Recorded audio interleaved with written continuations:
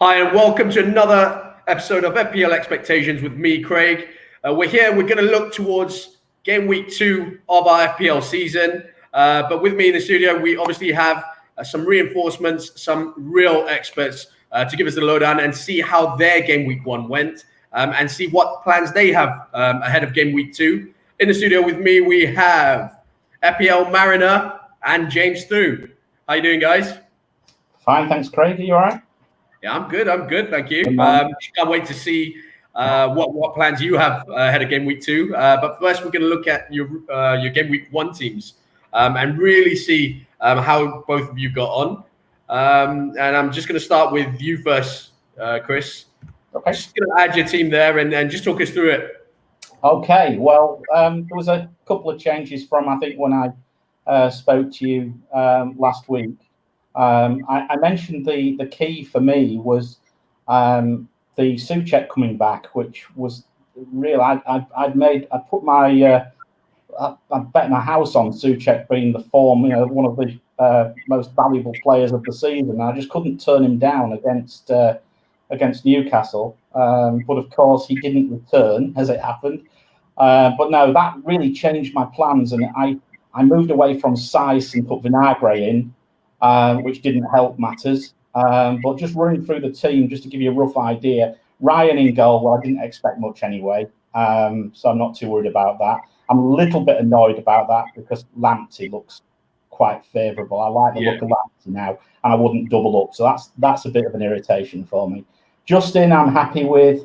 I think he'll be all right for a few more weeks. I'd like to get to those West Ham and Villa fixtures. I think if we can get them out of him before we start to think about losing him, that'd be great. Walker Peters, if you'd have asked me yesterday, I was happy. Today, I'm not so happy after they've got turned over by Brentford.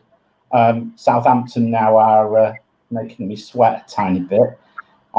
Alexander Arnold, well, I think there's Enough has been said about him already. The goal is out a bit at the moment with him, but he's not going anywhere. I captained Salah. I explained off air that it wasn't even close for me with respect to Salah and Aubameyang. I was always determined to captain Salah, and it paid off. As I said, Saint-Maximin and Souček. Well, Saint-Maximin, I watched a bit of the game, but I thought it was okay. Souček was unlucky.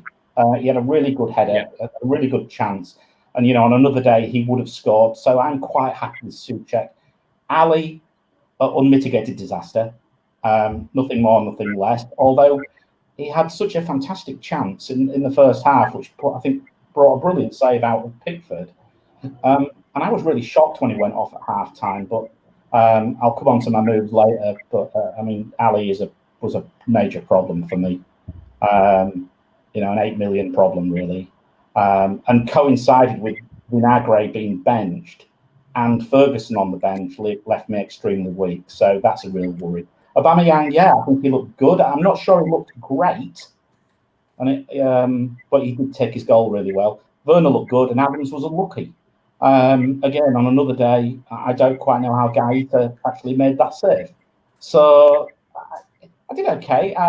72 points.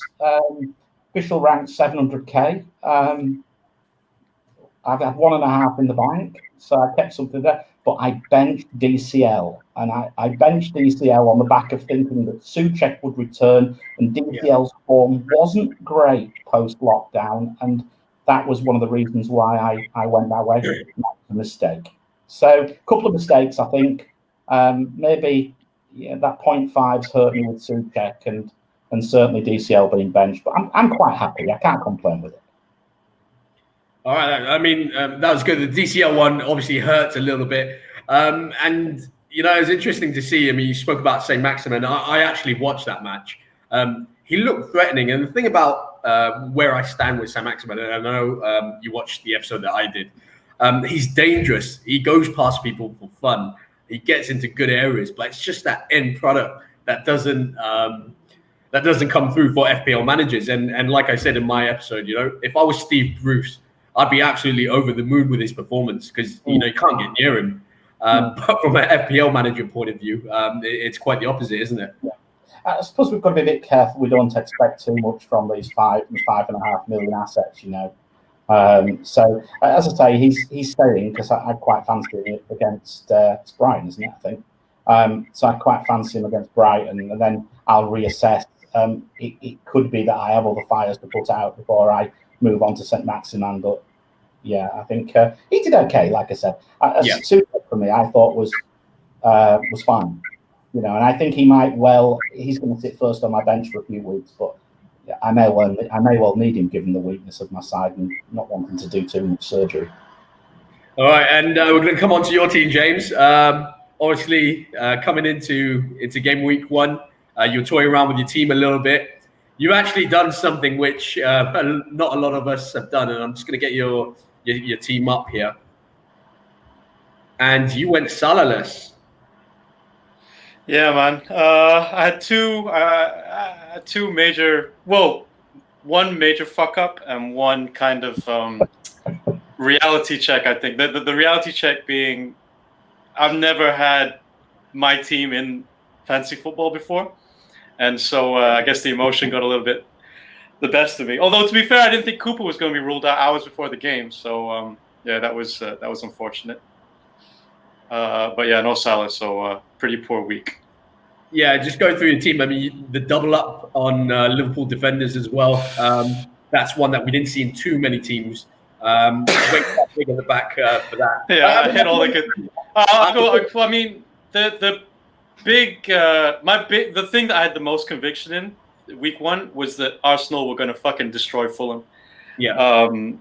The unfortunate thing is Saliba didn't play, and Pepe played about 10 minutes. Yeah. So I lost. That sucked. Yeah, double Liverpool defense. I didn't think that Leeds were going to score. I'm a Leeds fan as well. Yeah. Ali has just been covered. Fucking disaster. Havertz equally, I think. Justin. Justin did well. Came through. Yeah. Yeah, but either way, it was an immediate wild card. It was yeah. I don't know if you ever watched that movie Draft Day, and he opens the paper and it's like Vontae back no matter what. That's my shit. Wild card no matter what. Well, I was just going to touch up on this actually. I mean, it comes perfectly into it. Heading into game week 1, we obviously played the same mini leagues and we go way back. So you were quite open with the fact in our group that you were going to wild card straight away in game week. Coming into game week 2. So that was something that you set in stone, regardless of if your team got 100 points and whatever it was. That was a move that you were already going to make. Just tell us a little bit about why.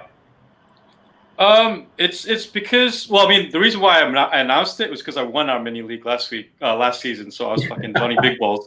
Why is because every season I'm either extremely tempted to do it or I end up doing it, and I know how I am, and I think because the game it's such a game of compound successes. I don't think it's personally. I think it's prudent to make big moves early, get ahead of things before they kind of snowball out of control. And I always make mistakes in the first week, and so I'd rather rectify them as soon as possible rather than hold on to bad moves. Like if I didn't wildcard, I'd be feeling pretty bad about Dele Alli, Pepe, Havertz looked like shit. Southampton looked like crap, but I got 3 of those guys. I'm pretty comfortable with the wild card, unless someone goes down with COVID or something. Then I feel pretty okay. All right. While we're on you, we're just gonna look ahead into that wild card, and I think because we have the same mini league and all that. I've never asked to see your team, but you're still meddling around. And just before we started recording, you still say you had 6 million in the bank. You went Salahless, was it? Did you say? You still? Yeah, I don't know if you can. Yeah, so that's where I'm at right now, but subject to change. Yeah, subject to change. I guess the interesting ones maybe Richarlison over DCL. I feel like even though Richarlison didn't score, he had the better chances. He looked better. James, I thought, looked amazing.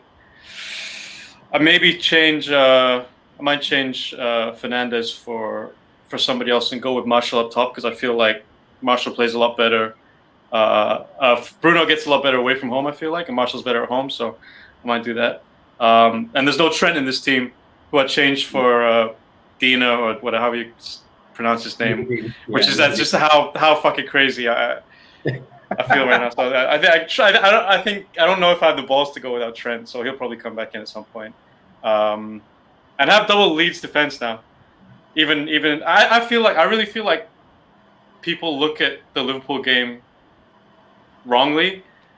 Okay. For like on two counts, I feel like on the first count they look at us as we're going to play a very high line and we're going to be very naive defensively, maybe do another Norwich. But I feel like that was a Cooper thing, and we had two guys at centre half. One guy just joined the club. One guy's like 20 years old, and I just think that was a Cooper thing, and we'll be a lot better defensively. And people aren't seeming to notice that we had more possession than Liverpool in that game. Our high press was working. We had 51% at the end of the game, so I think our defense is going to be good. And the other thing that I think people are seeing wrongly about Leeds, not to say that Bamford's going to score a lot of goals, but like they're looking at Van Dijk's uncharacteristic mistakes. But I think that's exactly what we're designed to do, is to make those mistakes.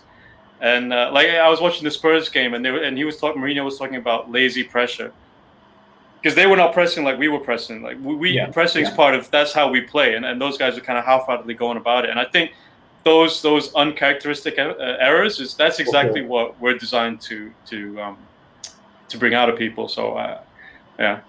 I mean, just talking on that, I mean, I'm actually quite surprised. I actually thought you'd go for Harrison in one of those teams, just to give yourself a Leeds attacking outlet. I'm not too sure who your third striker is, but I mean, just based on that, looking at that again, going to Anfield, going to the Champions, and scoring 3 goals.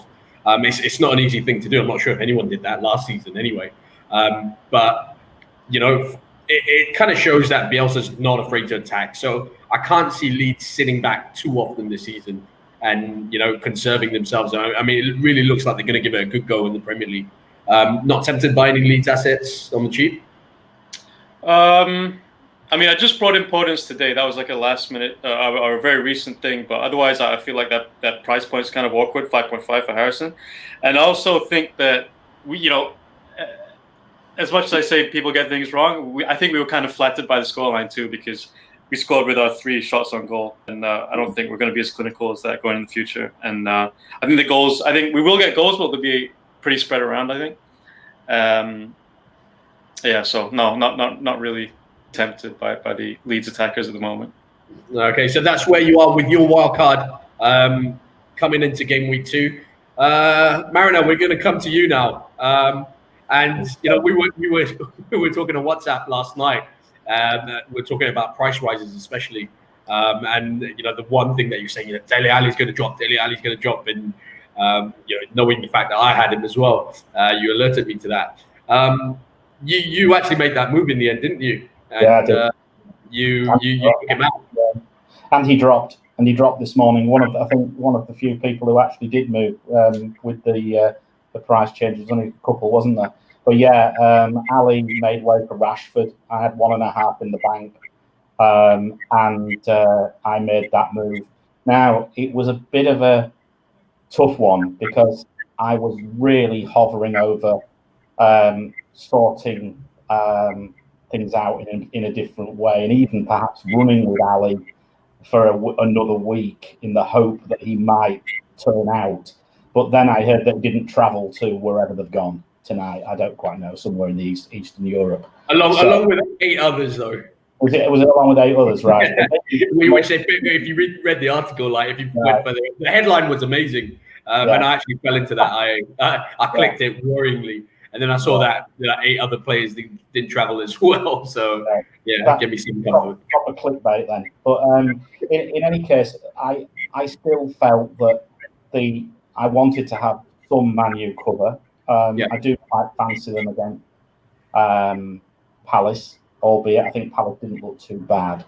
I mentioned before I quite like Rashford. I think, the extra point for a goal, the extra point for the clean sheet, the fact that I think he might well start fairly central as well, perhaps, might be Again, I'm not a Manchester United fan. You probably tell me more than that, Craig. But yeah, from that perspective, I understand that he might well start fairly central, and he's probably had the best preparation out of anybody.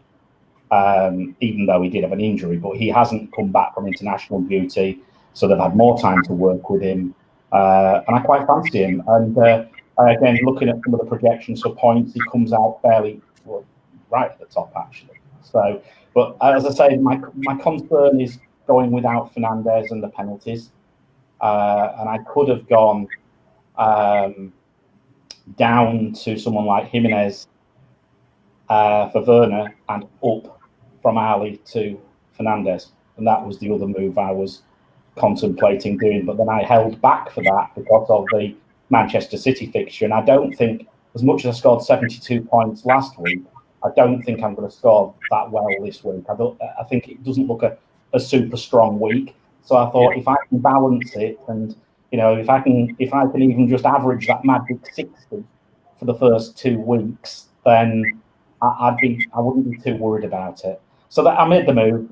We'll see what happens in the long term. Whether Rashford's the right move remains to be seen. But I don't want a wild card, and so that's the reason I've just made the one move for now. The rest of the team, I'm quite happy with Justin. Walker Peters, as I said, I'm worried about Alexander-Arnold. I don't know. He might get something against Chelsea. I hope he does. Aubameyang looks like he's going to be the captain. Salah's going nowhere. St. Maximin has a good fixture. I went for Calvert-Lewin, and he benched. As I say, I benched him. I noticed James went for Richarlison, and I think I can see why, given the fact that I think he had 7 shots or something like that. Yeah. But again, he missed a sitter. That's Richarlison all over for me. I've been burnt by him numerous times. So I'm sticking with Calvert-Lewin in the hope that Richarlison doesn't go crazy. But I fear he might. But it would be an interesting thing, does that extra million allow me to do other things? That will come clear in weeks to come, I suppose. Honestly, one of my options that I'm weighing up is both.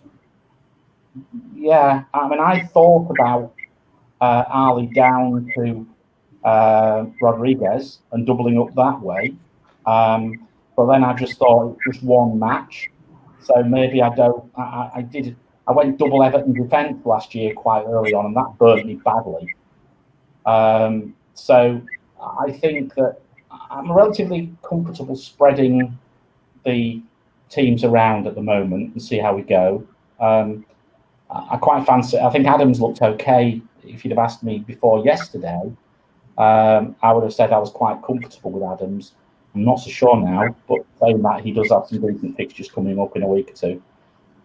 And Werner, I thought it looked really good. And given the fact that Liverpool looked a little bit shaky, to say the least at the back, if he plays, I quite fancy him to get something. So they did look, when they played Leeds, I felt they did look like they were still on holiday. Every time they cut to Salah, he looked like he was just having a good time. Yeah, it was strange, wasn't it? It was really strange. So I just thought that, for me, the defence looked a little bit off it. And I mean, it was a great game to watch, wasn't it? But well, less so for me. I would imagine it would be one where you'd be tearing your hair out. And if you've got double or triple Liverpool defence, I think you've probably pressed the button. If you've got triple defence, I think you're probably wild about it. but no, I mean, looking at the bench and things, Souček he probably will sit on the bench, I think, for the next few weeks. But the issue I've got going forward is, what do I do with Vinagre? I will be watching very closely what happens to KDB's price. He didn't change last night, did he? Despite thinking he would. So is he locked? Is it locked? Or someone mentioned on Twitter, and again, maybe some people know more than me about this, but someone mentioned that it might be because of all the wild cards. Maybe that stopped his move, and that he might move. I'm not quite sure on that. I don't know. Actually, I just remember. Can I give a quick shout out to somebody on Twitter? Because my major differential going in, like for the 2 weeks, I think, before last week was Willian, and then the day of the deadline, some fuckhead on Twitter posted a leak that Pepe was starting, and it was on like some, I don't know, it was like on Arteta was holding like a fucking clipboard or something. And it was like Pepe guaranteed. And I was at a play date with my kid, and I saw Pepe. I was like, oh shit! So I switched it last minute to Willian to Pepe. Fuck you, guy. I don't know who you are, but fuck you. And that was the thing. And even in regards to me, like I looked at that and I panicked a little bit as well, because I was like, oh, that's tasty. A leak. Every time there's a leak that goes up, right, you're always just tempted to do that a little bit more. And you have Ceballos, right? Sorry? You have Ceballos. I went for Ceballos, yeah. I actually didn't see him in that league, to be fair, but I saw the front three, and I saw Pepe straight away, and I was like, oh, fancy this one. And I was thinking, should I gamble? And it definitely crossed my mind. I didn't actually go ahead with it. But just going back to leaks, and the reason why they've done this, the whole deadline thing and pushing it a little bit earlier, is because of this, right? And for me and leaks, I just get so excited when I see it. It just kind of forces me to make a change that doesn't even enter my mind. Pepe was nowhere near my team, but I seen that leak, and for me it was just like, oh, I'm literally seeing FPL points here. I'm like, this is a great one. Like, no one's seen this. I'm going for it. But thankfully I didn't pull the trigger on that. So yeah, quite lucky. But yeah, you got the wrong side of that. So I guess we learned our lesson. Stay away. Yeah. I mean, what James mentions, though, Craig, is an interesting point. I mean, Willian, I mentioned earlier on that he wasn't on my radar at all, because I looked at the players who'd scored 10 points or more, and there was 4 players who had come from either moved into the league or had changed teams. So I wouldn't have gone anywhere near those anyway. So, I mean, if anybody did, kudos to them. There was also, apart from the obvious suspects, Salah, Vardy and Dean, Jorginho was if anybody had the insider knowledge on that one about him having the armband, I think you mentioned, James. I didn't notice he had the arm, Craig. I didn't notice. I spoke to you about that just now. Yeah, I didn't know that. Well, that's interesting, because I didn't think he was anywhere near the side. And he was nowhere where I was. So, and the only players who I really were on my radar were James, Sice, and Justin, out of the people who got big points. But Willian was I'm sure Willian would have been rather than Ali if I'd have seen Willian in the Charity Shield and showed anything like he showed in game week 1. So I thought it was excellent. For me, it was just because I knew I was going to wildcard immediately. I was just looking at one fixture. Yeah. And I was, like I said earlier, I was so sure that Arsenal were going to destroy Fulham. So that was why I wanted to get Willian. Yeah. Fucking thanks, dude. We Arsenal are interesting, but like looking ahead, obviously it was the first 2 games for them that was most appealing, wasn't it? And I think it was Willian that rose 0.1 in price as well. He was one of the first ones too, wasn't he? So it's interesting to see how many actually brought him in, despite the fixtures that are lined up straight after West Ham. But yeah, it's interesting. It's James on a wild card. Mariner, you've obviously brought Rashford in instead. One thing I'm sure a lot of people would love to know is, ahead of Bruno Fernandes, though, do you think that's something that you're going to regret? Just purely on the fact that, we were talking about this just before James joined us, and the penalties. And, there was a couple in the Leicester match, a couple in the Liverpool match. Chelsea had one. A lot of penalties in the first weekend of the Premier League. And, if Man United, historically looking to the second half of last season when Bruno Fernandes joined us, there were a lot of them around. Didn't that play on your mind a little bit? It did. I was busy beavering away for a long time last night trying to calculate how much a hit would cost me in real terms, because I was taking Werner out to do it. And I was looking at a couple of sites trying to calculate how many points people might get for the next 7 or 8 weeks. And by the time you take the hit into account and the points that I probably have lost for Werner, even moving down to Jimenez by what I was reading, the benefit was not that great. And again, but then I listened to a pod this lunchtime, which talks about the new handball rule and the fact that if your arm is or your hand is or your arm in fact is in an unnatural position, it's a penalty. I have to say I'm quite concerned. So look, let's see how it goes. I managed to survive without him for at the end of last season. I went with Martial. But I do fancy. I could have moved from Werner to Martial. That was another obvious. That would have been a free move. But I fancy giving Rashford a go. I think he's a bit of a differential. So if he does well, then excellent. If not, I may have to rethink it. But I'll give it a try. And there's still, is Rashford completely not on penalty, or is he going to take his turn still? Well, I mean, just going on what Ole said last season, it was more the fact that it's whoever feels confident, and it's the discussion that they're going to have, when that time comes around. I would say Bruno is by far and ahead the better penalty taker, just based on his record. So yeah, it's a no-brainer for me in terms of Fernandes taking it. Do you think, yeah, sorry, go ahead. Sorry, I was going to say, do you think Bruno is going to get the same amount of time on the pitch as he had at the end of last season, given his probably slightly protracted pre-season and things? As that was another reason which did make me think, could he be eased back in by Solskjaer? And then, if there is is Rashford going to get it? Yeah, I think United want to start the season strong. Obviously, they're already playing catch up, and I'm sure they don't want to fall too far behind. But the interesting thing about this is, as strongly as they want to start, the addition of Donny van de Beek, and I think that's a signing that no one saw coming. I think that central area after signing Bruno was fairly strong. There's decent depth in there. You still got Matic, you still got Fred, McTominay. It's a good. They had good depth there. I couldn't see a need for them to go out and buy another central midfield player. Now that they have, compared to anyone in that, out of those midfielders, Van de Beek, is as close to Bruno as he is to anyone else for me. So does he receive less minutes throughout the season? I would think so, unless Ole finds a way to accommodate all three of them at the same time. And I wouldn't be a fan of that just because there'll be no natural holding player if he does go that way.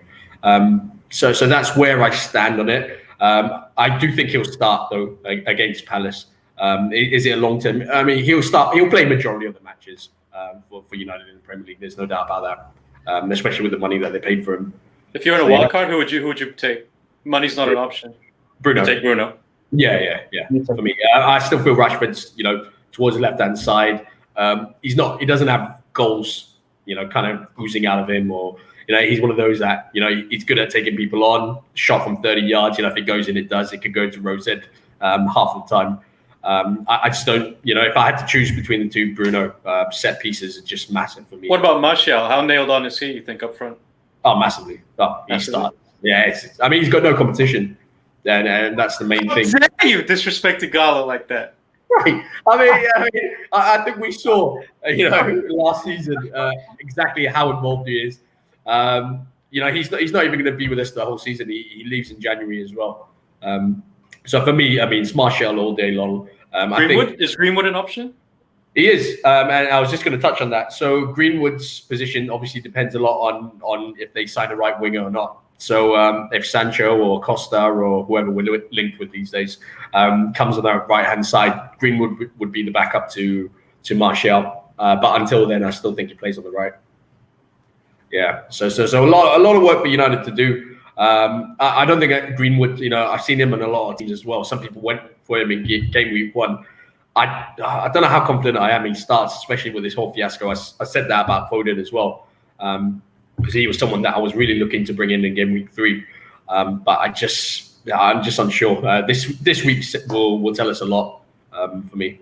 So if I'm going to bring Greenwood in, he'll have to start against Palace really. So looking at it, we know your transfer plans, we know your moves that you're going to make. I'm not sure if you got tweeted any questions, the two of you on your Twitter page, Marina. I need to look, to be honest. Yeah. I just had a quick browse.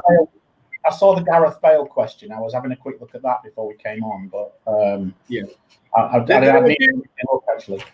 Yeah, there were a few Chelsea-related questions that were asked yesterday, especially, and I think James briefly touched on it as well. Kai Havertz, now, is that going to be a problem, or did Lampard just get it totally wrong and just play him in the wrong position? James, do you want to go? I didn't really watch an awful lot. I was watching Werner. I was watching specifically for Werner, I should say. Okay. The thing about me is I just get overly engrossed with like clips, and all I just picture is that one pass that Havertz made that they keep showing where he just fucking balloons out on the other side. I mean, watching that match, I just thought that Lampard got it totally wrong, put him out on the right wing. I understand he's left-footed and everything, but he needs to be a lot centrally. But saying that, Chelsea didn't really play well. I mean, that's what I was going to say. Sorry. But like, I was just going to ask you, is that really a problem? Yeah, well, for me, again, like I was only picking for 1 week, and I like the Brighton fixture, but I don't really like Chelsea in general because I feel like Frank is. I don't think he's a good manager. So for the long term, I think I dubbed all my Chelsea players actually. For me, I would not. I don't have any faith in Chelsea personally. Yeah. I mean, the big squad is a thing, because he could easily rotate. I mean, how ineffective Chelsea were in that match, and I know they've got 3 goals out of it, but they were largely ineffective. And I think at one stage Brighton had more possession as well. But the fact that he can just, if you're not performing, you kind of come off, and I've got another international that can come in and take your place. Does that, does that make a big impact in your squad, in your selection as well, Mariner? Yeah, I mean, definitely. If you think about, I mean, you mentioned about Havertz. I mean, as I say, I didn't watch an awful lot of it, but you don't become bad players overnight, but it can take you time to settle in. Yeah. And of course, there's so many other options for him to do. Pulisic coming back. Yeah, but I mean, look, let's face it, they're fantastic. I think Pulisic had a setback though, so he might be another week or 2 away. So if that's the case, Havertz may well still feature, and he may well. I mean, as I said, you don't become a bad player overnight. It's going to take players time to settle. And another reason why I was saying about not bringing players in who just not really making those gambles on players earlier on in FPL. So I'd still fancy. I'm a little bit different to James. I'm not a Chelsea fan, never have been. But I do like what Lampard's project is all about, and I think they're going the right direction. It is money, but I'll tell you what, I think they're going to be very, very good. And I think for FPL, they could well be the value. They could well be value for this year, like Manchester United were last year for us. No matter how poorly they do, I think Werner is amazing value. Yeah. So I wouldn't be surprised if I don't own 2 Chelsea within the next 5-6 weeks. I wouldn't be surprised at all. James, I'm just going to quickly ask you about City assets. Just before we close up the show, City obviously didn't play game week 1. We spoke about United just now as well, and who we think are good assets to bring in. With City now, the fixtures aren't exactly easy, but do we place faith in the fact that they're just really good players? Someone like KDB, who we know can produce. It doesn't matter who he's up against, really. You're going to get good value out of him throughout the season. Or do the first 5 fixtures that they have, you look at it and say, right, I'm going to stay away from City assets just for this. And I'll throw KDB there. I'll throw, Aguero there, Sterling, all these kind of players, top players. But, do the fixture lists worry you? I don't know if I would say they worry me, but I'm happy to kind of sit back for a bit because just because I feel like the opportunity cost is pretty small because I don't think many people have them. So I don't think if they go off, it's going to hurt me that much. So, obviously I'm on the wild card. I've not even really considered KDB, especially because there's so much competition in the midfield in those brackets as well. So I think the fact that I think they're fairly low ownership now, I'm happy to just kind of see how it goes. All right. And Marino, just going to come back to you as well, just to end it. Watch list. Now I know you've watched a bit of football over the last week, and especially game week 1. Who's really caught your eye, and who are you considering to come into that squad? Oh dear me, this is not good. This is a tough question. I think there's a number. I mean, Rodriguez, I thought looked amazing, but that would mean doubling up on Everton. But I'm not at all against that. Certainly, if they do well in the next, if they continue what they look like, then Rodriguez is a definite option. I'm slightly different. I am looking at Man City. Because I quite fancy him against a very weak Leicester side, weak Leicester defence in game week 3. So I am looking at that. And it'll be interesting. I will be watching to see whether Foden actually plays game week 2 or not. Yeah. If Foden plays game week 2, then I probably won't consider him. But if Foden doesn't play game week 2, then Foden could easily come in game week 3. That's that. The other ones, Podencio, as he's now going to be known. I'm all over him, James. I love him. I think he's ace. If he continues to get starts, he will get points, and I think he could be an excellent value at 5.5. 5.5, isn't he? Yeah. And I hate to say it, but Callum Wilson, I thought Callum Wilson looked quite interesting as well. He's one of those players again who I've been destroyed by him in recent seasons. There's something about him. I tend to I never get on him when he's playing well, and I always go on him when he's not doing so good. But we talked about on my wild card. I've got all that money left over. That's because I'm loath to put it on him, but I know that's where it's going. Yeah, he's a really, really good. He's a good option. The only thing is that if Brewster turns up, like for my specific time, maybe I might actually junk Adams down and then put more money elsewhere. I say I've got a Vinagre taking hole in defence, which I need to plug at some stage. So I am looking at a Wolves defender as well. I think that's going to be quite important for me. Again, I don't know what they're going to do regarding signing people. If they sign somebody and if a decent fullback comes in, it could be quite interesting. So I think there's plenty of options. It's a little bit early to put a big watch list on the back of one game. I think what you still have to do is look at what you know, and I think we don't know an awful lot yet. We know that some teams look quite useful, like Everton. I think you can safely say that. We also can see that one or two teams look particularly weak, like probably West Brom and West Ham. So I think it's going to take a little while, but I think that would be if I had to pin my flag to the map for now, I think they're the ones I'd give you, Craig. All right, fantastic, boys. Thank you so much for coming on for this week's or today's episode of FPL Expectations. It's been great looking ahead to game week 2 and seeing what plans you guys have, especially with you on your wildcard, James, and Mariner with the early transfer. But that's all we have time for right now on FPL Expectations. Thank you so much for tuning in. If you like this video, do give it a like. If you haven't already, do subscribe down below and give us another sub. And if you're not following us on Twitter, please do. It's FPL Expectations. As well, please follow our experts, FPL Mariner and at James Thu, and as well as me, Craig Morais 11. Thank you for joining us today, and we'll be back and we'll try and get another video out for you just before game week 2 deadline. That's all for now. Thank you very much.